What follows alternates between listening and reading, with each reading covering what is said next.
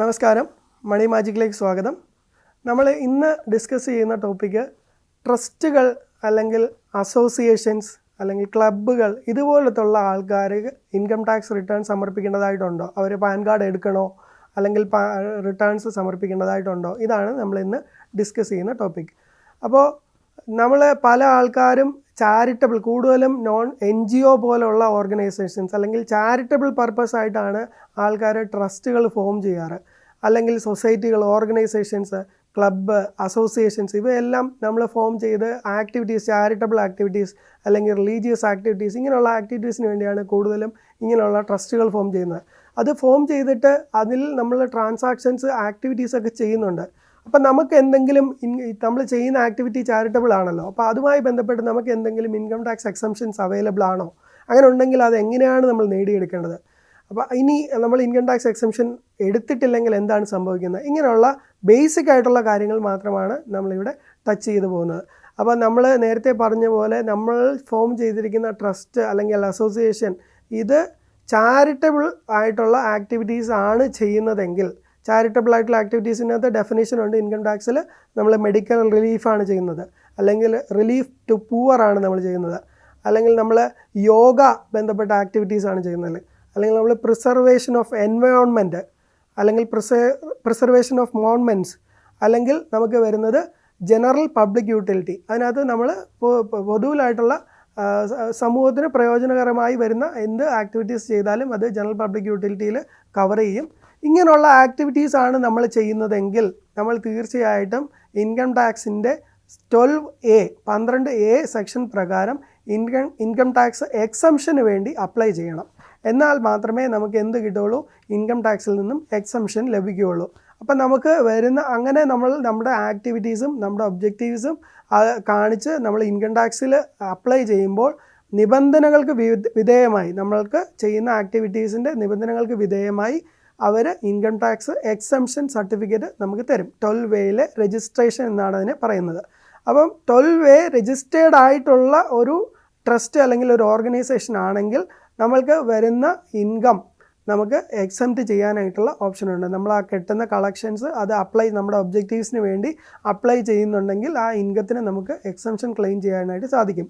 ഇനി നിങ്ങളുടെ objectives charitable ആണ്, നിങ്ങൾ ചെയ്യുന്ന ആക്ടിവിറ്റീസ് ചാരിറ്റബിൾ ആണ്, പക്ഷേ നിങ്ങൾ 12A രജിസ്ട്രേഷൻ എടുത്തിട്ടില്ല, അപ്പോൾ ഏതൊരു വ്യക്തിയെയും പോലെ ഇൻകം ടാക്സ് നിങ്ങളെയും കണക്കാക്കുകയുള്ളൂ.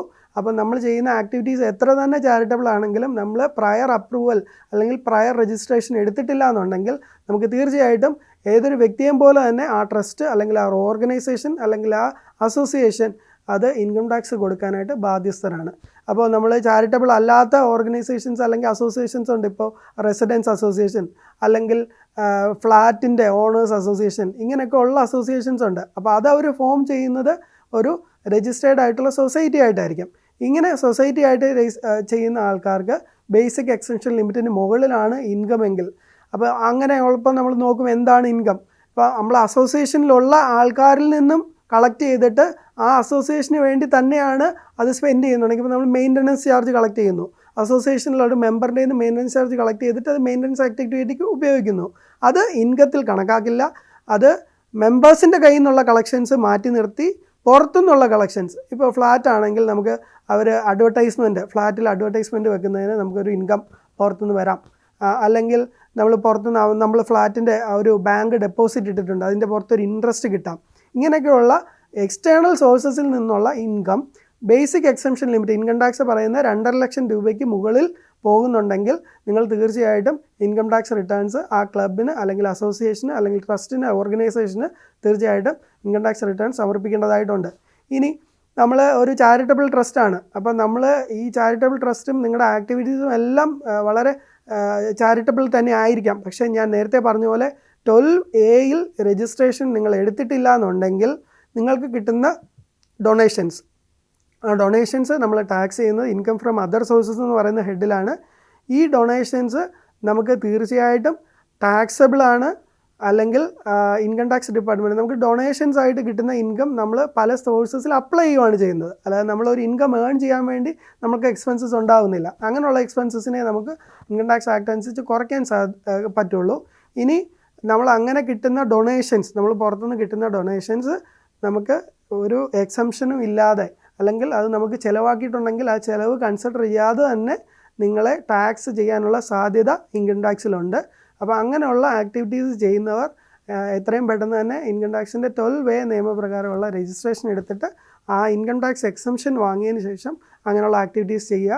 ഇല്ലെങ്കിൽ നമുക്ക് ടാക്സ് ലയബിലിറ്റി അല്ലെങ്കിൽ ട്രസ്റ്റുകളുമായി ബന്ധപ്പെട്ട് ടാക്സ് ലയബിലിറ്റി ഉണ്ടാകാനായിട്ട് സാധ്യതയുണ്ട്. ഇതുമായിട്ടുള്ള ബന്ധപ്പെട്ട് എന്തെങ്കിലും സംശയങ്ങൾ, ക്വസ്റ്റ്യൻസ് ഉണ്ടെങ്കിൽ ഇതിന് കമൻറ്റായി ഈ വീഡിയോയ്ക്ക് കമൻറ്റായിട്ട് രേഖപ്പെടുത്തിയാൽ നമുക്ക് തീർച്ചയായിട്ടും അതിനുള്ള മറുപടി നമുക്ക് ഇവിടുന്ന് ചെയ്യാൻ സാധിക്കുന്നതായിരിക്കും. Thank U.